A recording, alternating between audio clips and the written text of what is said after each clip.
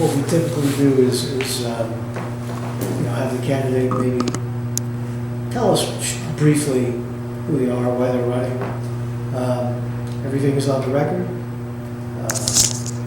And we will be posting the video to our website at some point, so readers can tune in. And with that, we'll give you the floor. Awesome. Thank you all for having me here today. I appreciate it. I guess I'll look into the camera as I do this. Look wherever. My name is Vito Malacari. I'm running for state representative. I'm a father, I'm a husband, and I'm a teacher. I'm in this race and doing this for the kids I have at home and the kids I have at school. I want to ensure that families in our area in northeastern Pennsylvania have an opportunity to grow and be safe in their communities. I want to ensure that our students are safe in school and can get the best education possible regardless of the zip code they live in. I want to fight for seniors to lower property taxes for them and vets. Seniors for far too long have sacrificed every year, and it's time that we allow and sacrifice for them. You see, I believe seniors make great neighbors and great community members. They're the neighborhood watch, and my neighbor Jerry, who's 76 and retired, always tells me my wife has an Amazon package that comes so she can't sneak anything by me. I want to help vets out by lowering their property taxes too. The son of a Navy vet who served for 30 years in the United States Navy and Naval Reserve taught me that integrity is of the utmost importance whenever you do anything. My father taught me that integrity means telling people what's right even in the face of somebody that might not agree with you. And that's what I want to be. I want to represent the people of northeastern Pennsylvania and have a backbone to stand up to what is wrong, regardless if it's a Republican, a Democrat, or anybody else. I want to stand up to my party and to anybody else that wants to hurt individuals or do what's wrong. It's time to put working families first once again. Working families, especially those like mine, have been forgotten about.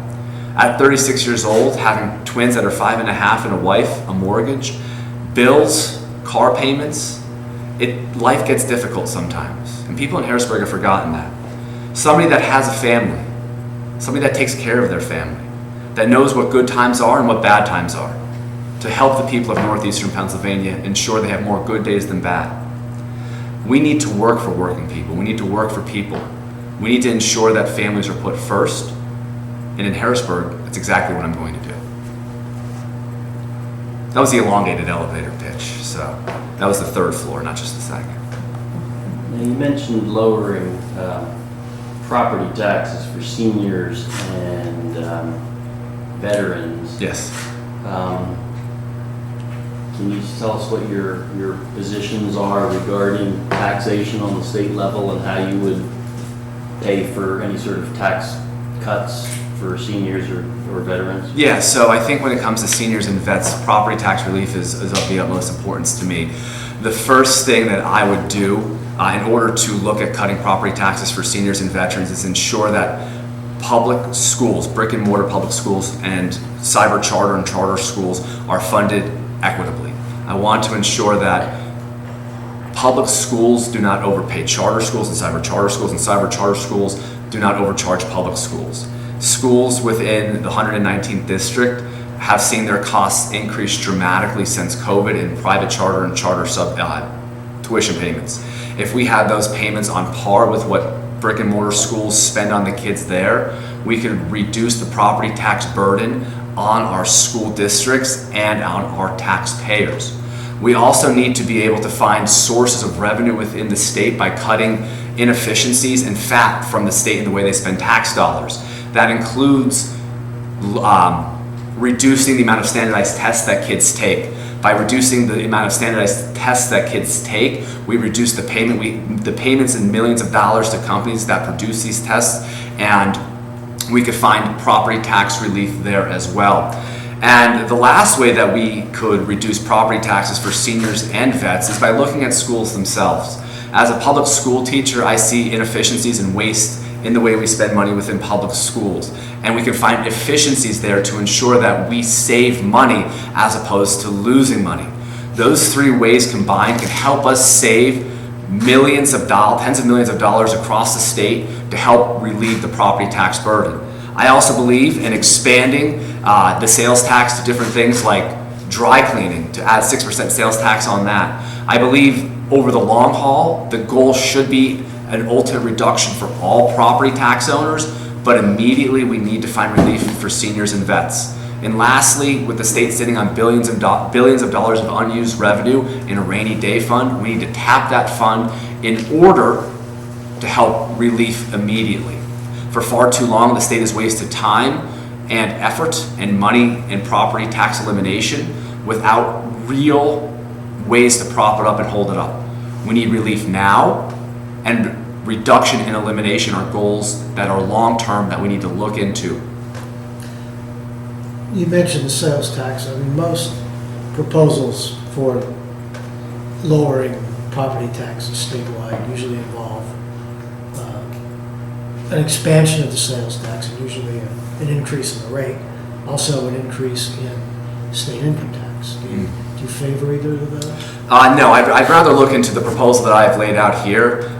The increase into the state sales tax or personal income tax would increase the burden on middle class and lower socioeconomic families to the point that they'd be paying more in taxes in some proposals and instances than if we eliminated property tax. So I think we need to look at other sources of revenue as opposed to increasing those two different pieces of the puzzle. Some of the proposals out there that have been talked about by increasing personal income tax, state income tax, would not offset the gains that some property tax payers would see. What about the issue of putting an extraction tax on the fracking industry? I believe that the resources underneath our feet need to be used and used appropriately. We need to be stewards of the environment. However, the potential that the natural gas industry has to create millions of dollars in revenue and jobs must be looked at. We need to look at an extraction tax in order to understand, from other states like Texas, in order to understand how we could use that revenue. Unfortunately, the reality of the situation is without everybody buying into an extraction tax, it's unlikely to ever occur. And what about the corporate tax? Do you? I think I agree with the past budget that was passed of lowering the corporate tax every year by 0.5 percentage point until we reach a certain percentage point. I would love to see that actually drop down to 5% to increase business activity, specifically with small businesses on Main Street. I think by continuing to lower the corporate tax rate, we could attract more businesses here to Pennsylvania, especially in communities like Plymouth, Nanticoke, Hanover, Rice Wright and Fairview Township, Larksville and Edwardsville, to attract more small businesses to our main streets and more large businesses to our industrial parks to ensure that we have family-sustaining jobs driven to our area. Regarding education funding, which is tied into property taxes, so as I understand it, you would like to see the state increase their subsidy amounts to school districts? Yes. I think the state needs to pick up the tab more than what it is right now. Teaching at Northwest area, we rely very heavily on local property taxes to fund our school district. And that burden has strapped taxpayers within our district and districts just like Northwest around the state. We need to help local property tax owners, and the state needs to pick up their fair share of education funding. Because without that, the burden on property taxpayers increases, and I do not want to see anybody lose their house due to property tax increases within any school district. Have you been following the fair funding lawsuit in which the Wilkes-Barre area is a part of it? Yes, sir. Yes, sir. What is your take on that suit and what has been there? Sorry, finish that question. I'm sorry. What is your take on the suit and the claims that the plaintiffs have made? Yeah, I think the plaintiffs have the right claim that the state constitution clearly states a free and fair public education, and one that is equitably funded regardless of the zip code of any person or any child. The state has not held up their end of the bargain. I hope that the plaintiffs get the ruling in their favor because that would benefit school districts across the Commonwealth. One of the issues that we'll be facing the next legislature is abortion legislation after the Dobbs decision in Roe v. Wade. I know there is a proposal, at least one, for a a constitutional amendment that would place limits on abortion. What's your position on the abortion issue as far as legislation goes? As far as legislation goes, SB 106, the bill that you're referring to, that would penalize women seeking abortion and potentially criminalize doctors that perform the procedure, I would not be in favor of. I would vote against SB 106. As a candidate, I have come out and am a pro-choice candidate. I believe that the decision a woman makes is an intimate one between herself and her doctors, one that the government and the state should not be involved in. I do believe there should be limits, and we should refer back to the status quo of the Roe decision of having the limits that were there.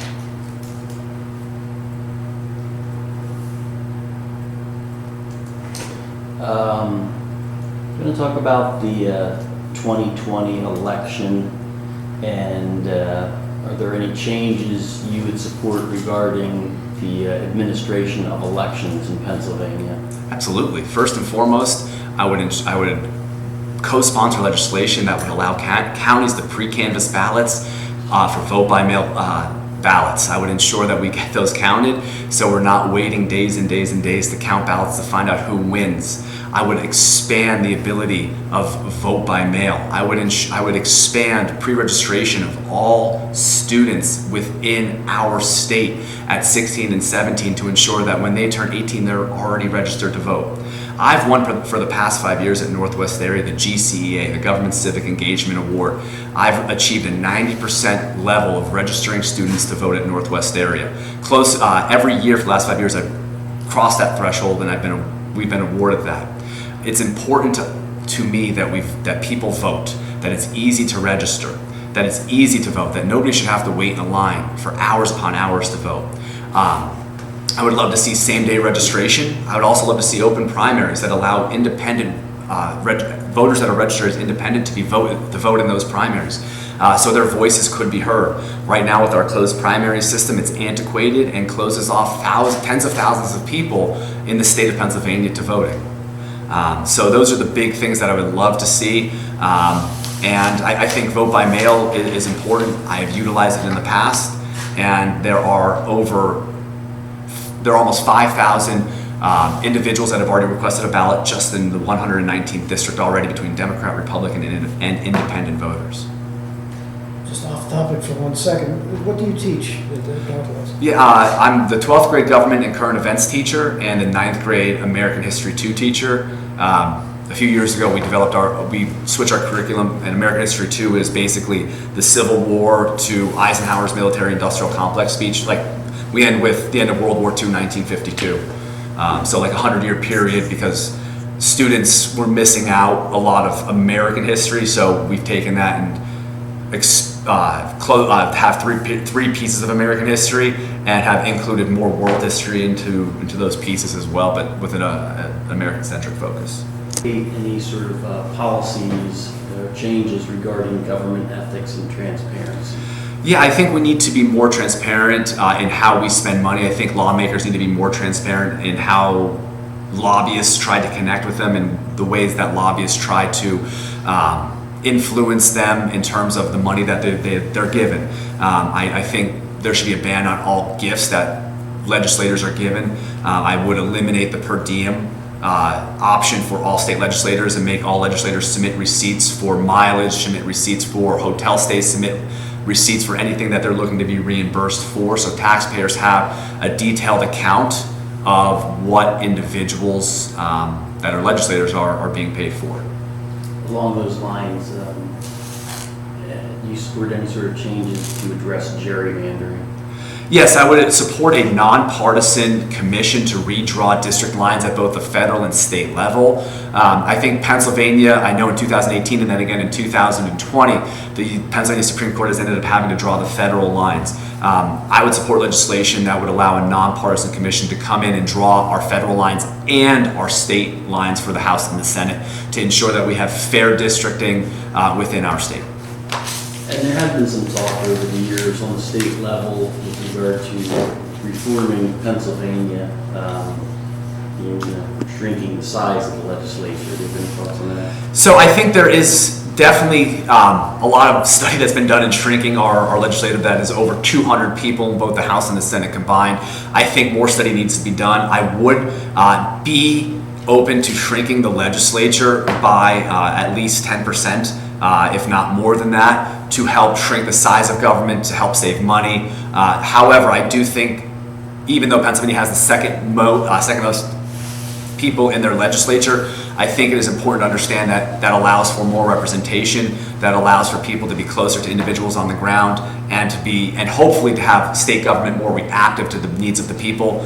However, that's not always the case in Harrisburg. Over the past 2 years, Harrisburg has not done a lot outside of naming bridges, roads, and post offices. What do you think of the state of the environment in Pennsylvania? Well, Pennsylvania just announced 3 new state parks that will be erected, constructed, and maintained by the state. I think when it comes to the environment in Pennsylvania, we have one of the most diverse states in the United States. Our environment, our state park system is gorgeous, if not underfunded. Our environment has seen a regrowth since the 1960s and 70s, in which you could flush a toilet at Wilkes University, and if you were quick enough to get down the steps, as my biology professor would say, you could see the yellow floating in the Susquehanna. We need to do more to ensure that we have clean air and clean water for our people. We need to do more to ensure that the boreholes and sulfur runoff from acid mine drainage is plugged. We need to utilize infrastructure funds from the federal and state levels with local matches, if we could find those, to help clean up our waterways. I do believe that clean water and air is important, but I also know we need to balance that against energy needs that we have. I am a candidate that believes in an all of the above approach when it comes to energy. That includes fossil fuels, nuclear, and renewables. I think there's a diverse portfolio here in Pennsylvania we could utilize to help drive down the price of the cost of energy when people heat their homes, cook their food, and run their cars. On the environmental thing, but first the question, these new districts, I haven't kind of memorized all the boundaries yet, but do you extend like into Newport and Nanticoke? Yeah, so all of Hanover, all of Nanticoke, Newport, and Glen Lyon, we stop at Mackinac. Okay. In the mountain, it's the heart of the mountain, Rice, right in Fairview Township. Okay. No disrespect to Slocum, Hollenbeck, and others on the other end, but right there on the heart. And then on the west side of the river, Plymouth Township, Plymouth, Lawrenceville, and Edwardsville. Okay, so this proposed natural gasoline plant would be in your district? Yes, Nacero, yes. What's your plant. position on, and there's been some opposition from some, residents there. What's your position on that plant, and have you looked at it in depth? Yeah, after looking, I have looked at it in depth. I have talked to many of the stakeholders as a part of that plant. I have talked to union laborers that would potentially build that plant, and as of right now, it's a done deal in terms of the legislation. The county has passed their infrastructure proposal to ensure that the West Nanticoke Bridge gets built, which is an integral part to that plant getting off the ground. As of this moment in time, it's a go, it's green lighted. Using local union labor to build a plant like this will bring millions of dollars in revenue and jobs for those individuals. It will also ensure that local people are put to work. And the town of Newport will see tax revenue through permitting and workers that could help that town buy much needed upgraded equipment for their police and fire. Your district has a lot of earth conservancy areas. I drive through it every day on my way to work. Do you think the state needs to do more to help clean up the old mine sites? Absolutely. A perfect example that we have here is in Larksville. In Larksville, we still have huge culm banks that need to be addressed. These massive banks, in some instances, are city block wide. The state needs to come in, remove those culm banks. There are companies that are looking to use that culm to actually heat power plants up. And I have reached out to legislators in the Montgomery County and Delaware County area who are looking to write legislation to help reduce those colon banks, because not only are they an eyesore, they are also a hazard to individuals within the community, as kids oftentimes play in those. And once you remove those colon banks, you can take that land and you can redress it and put it to good use through parks, through local businesses, and creating more of a friendly neighborhood atmosphere for everybody. So the state does need to do more to address those issues, to reuse that land, to reclaim that land. Is it a matter of just appropriating more money to DEP? I think it's partly appropriating money to DEP, but also finding people that could use it, companies or businesses that might have technology that could use that and give it a secondary life. If you could burn coal for energy that's sitting there instead of burying it, that might leach into the ground and runoff, we need to find ways to be responsible stewards of our environment, but also use resources that we have within our reach. Let's see here. How about, what are your positions regarding gun regulation? Yeah, I believe in common sense gun ownership. I believe that the Second Amendment entails people the right to have a gun. The Heller decision, the McDonald decision, and the New York Pistol Club decision by the Supreme Court most recently make that clear. I do believe in common sense gun legislation, though. I believe that we need to be able to have better background checks, better mental health screenings for individuals. I believe we should raise the age to 21 for purchases. I do believe that if you are a felon, you should not own a weapon. I do believe that any person that is a violent criminal should not have a gun. I believe in red flag laws, taken on individual bases, to have a judge, a magistrate look at that to determine if that person is a danger to themselves and others, to have their firearms removed. Because for far too long, gun deaths could be avoided and prevented. And I don't want to take anybody's gun away from them that is a legal, responsible gun owner, but we need to have common sense solutions here to this problem. What about the question of an assault weapon ban? So when it comes to an assault weapon ban, I believe that there's no reason anybody should own an assault rifle, but I don't want to take anybody's assault rifle. I don't see the need if you're going hunting, if you're going to go target shooting with that. It doesn't make much sense to me. However, I do believe that assault weapons should have an extra grade of layer of protection on them to ensure that they don't fall into the wrong hands of the wrong people, with expanded background checks and mental health checks, along with potentially having them in a gun safe to ensure that anybody that tries to access them that should not, can't. What about having gun owners register their weapons? Yeah, I think gun owners should have to register their weapons. I think it's an important safety feature, especially for our police and our state troopers. If they're pulling somebody over or going to a house, being able to do a quick search to see if that person has any weapons on them or they own any weapons, to have that extra layer of protection for our police and our state police. This way, if your gun is stolen or is used in a crime, and after it is stolen, we know, police know, people know, to be on the lookout for that. And what's your position on recreational marijuana use? Yeah, so I support the legalization of recreational marijuana after we look at some studies. I think states around us like New Jersey, New York, legalizing marijuana. Pennsylvania needs to do the same thing. There are some caveats to that. That would be similar to how we regulate things like alcohol, ensuring that you're over the age of 21, that I believe local communities should be able to be autonomous in order, similar to that in New Jersey, to opt in or opt out of those regulations. I also believe that local communities should be able to create reasonable laws for open carry or open usage of marijuana, recreational marijuana, but I do believe in the legalization.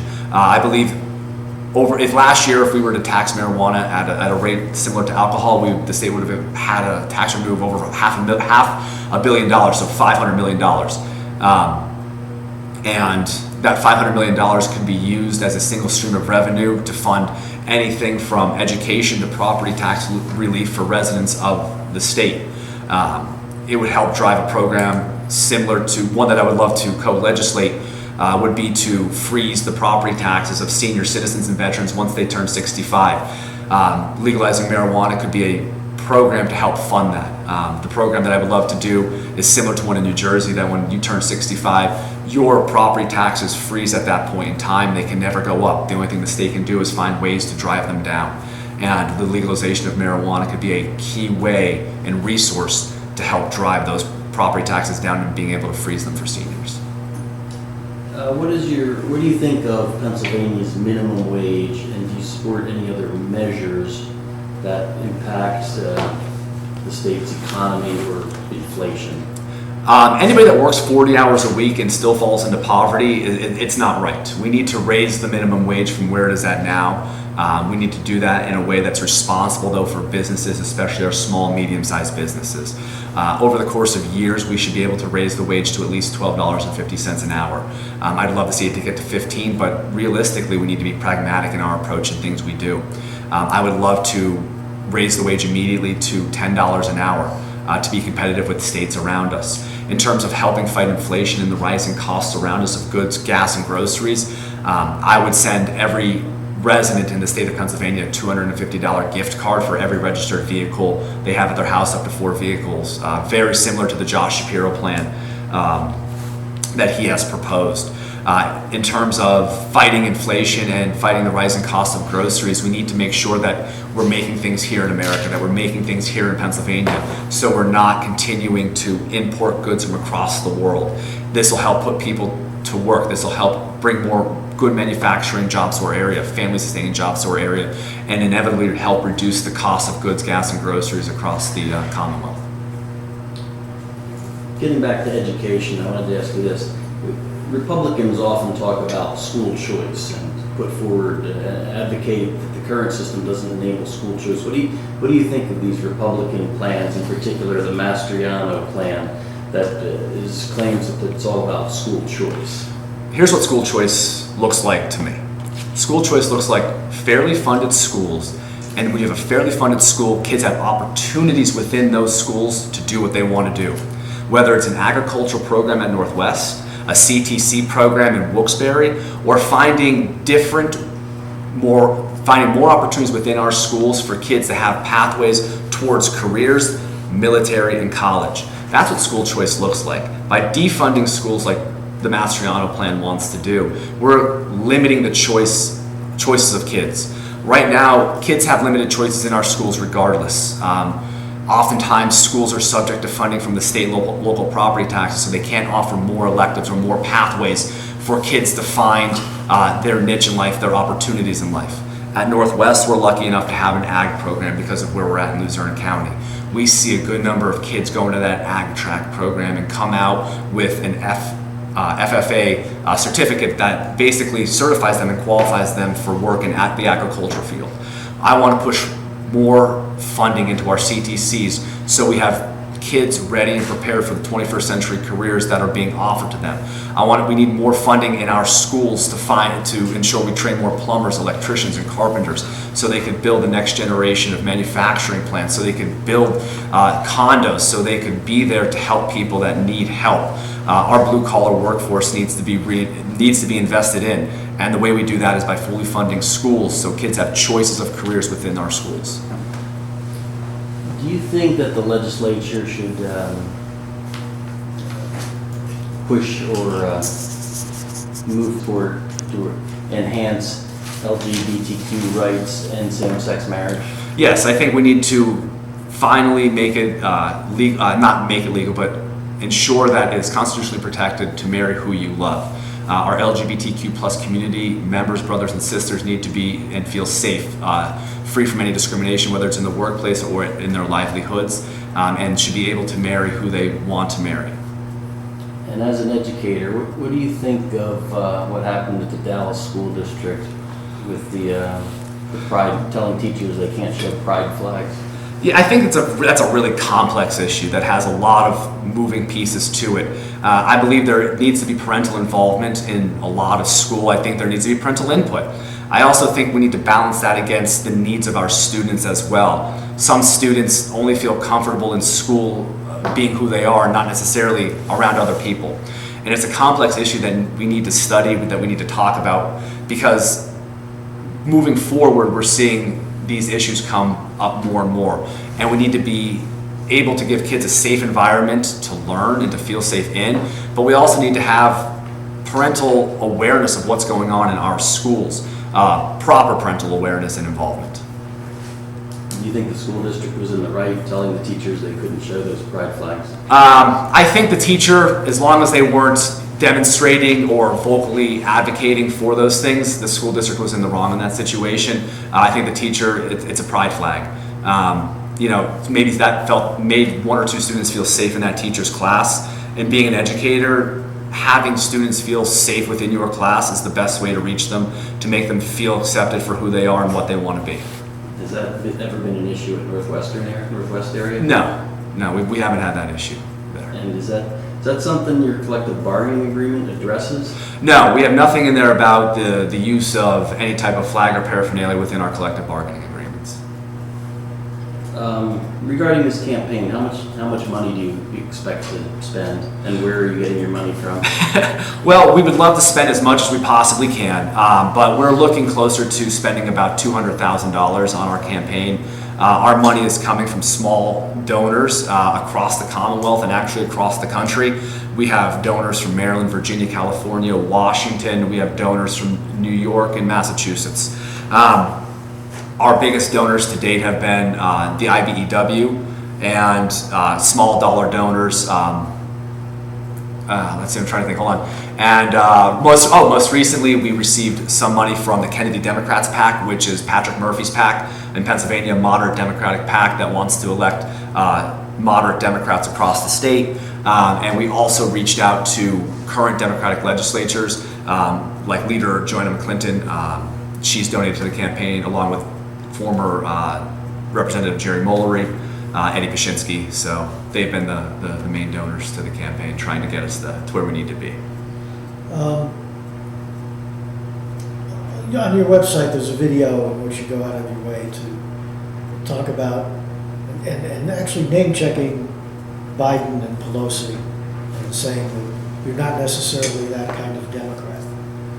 But in this interview, it would seem that you agree with Biden and Pelosi on a lot of different issues. Why do you make that point, and where do you differ?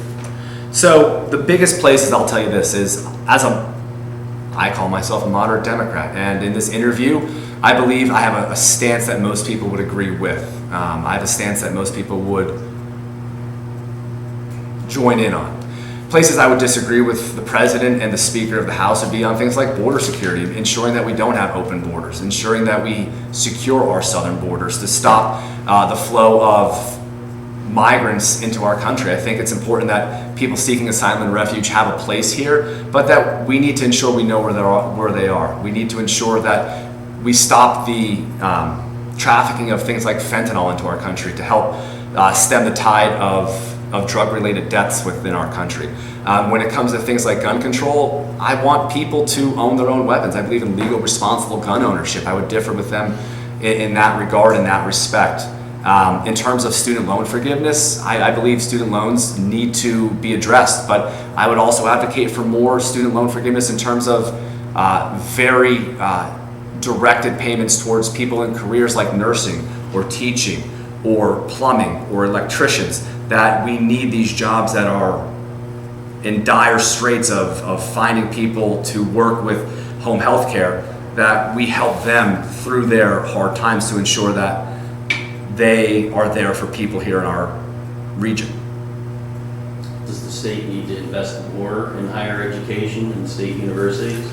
Yeah, absolutely. We, as the state collectively, has not invested enough into the higher university system that has been built.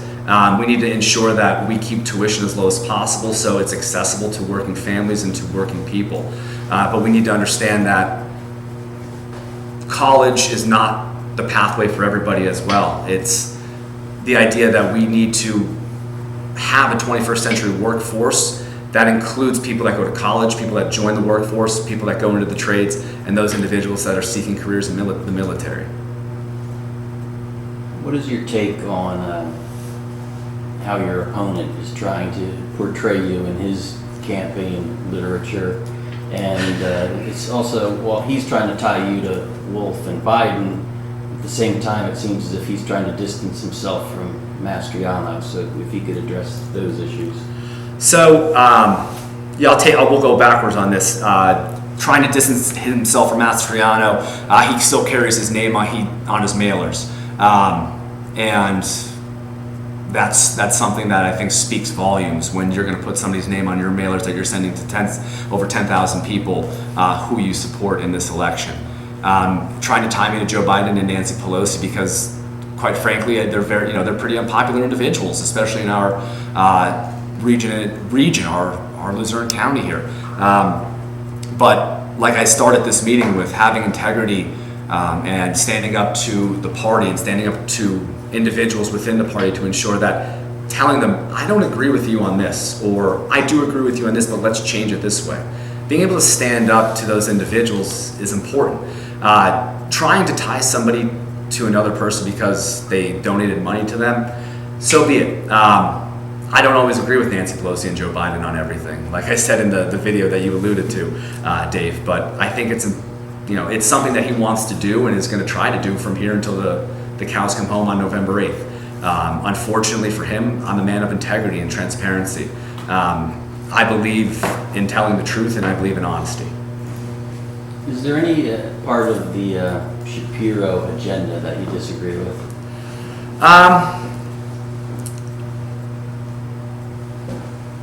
So Josh is a really great candidate, and I would say that I agree with most, if not all of his policies. I do think Josh gets a little too liberal on things like cash bail. I do think he gets a little too liberal with his crime and community safety plans. I do believe that we need law and order. I do believe that we need safe communities for our families. And some of his programs that address those issues, I don't think go far enough for his support of our first responders and police. So I would, disagree with him there in terms of, even allowing, early parole for certain types of crimes and felons. I would be against something like that with Josh, simply because, having 2 5-year-olds, I want to make sure they're safe within our community.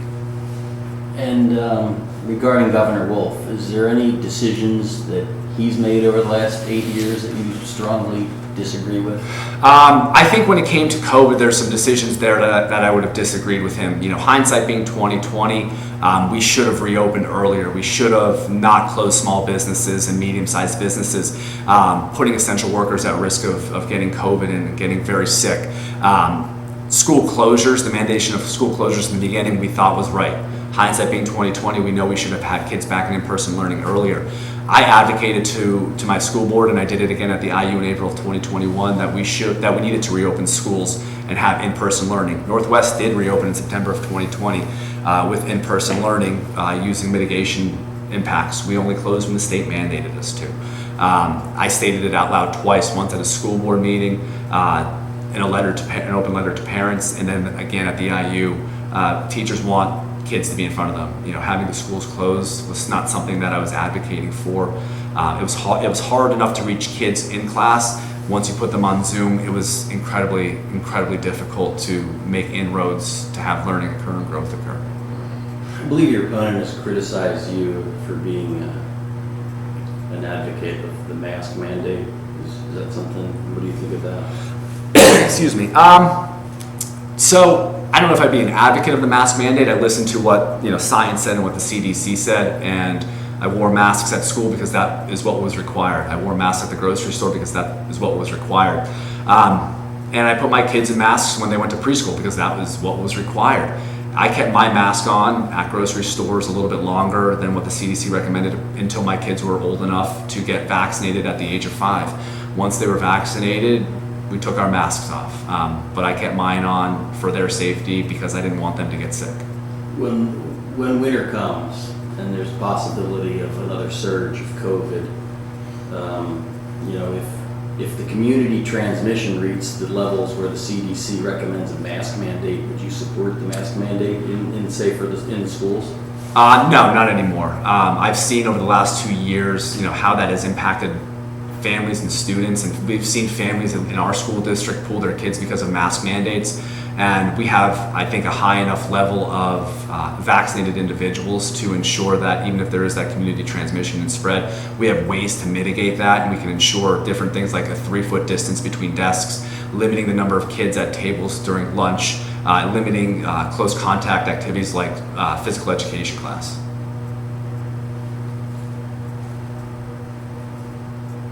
We covered everything on my list here.